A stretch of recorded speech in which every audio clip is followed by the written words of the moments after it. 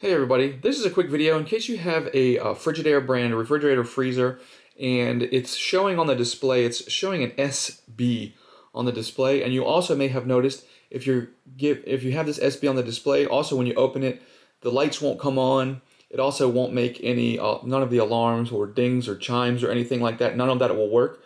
And so, what you've done is that most refrigerators and other appliances like this have what we call a Sabbath mode.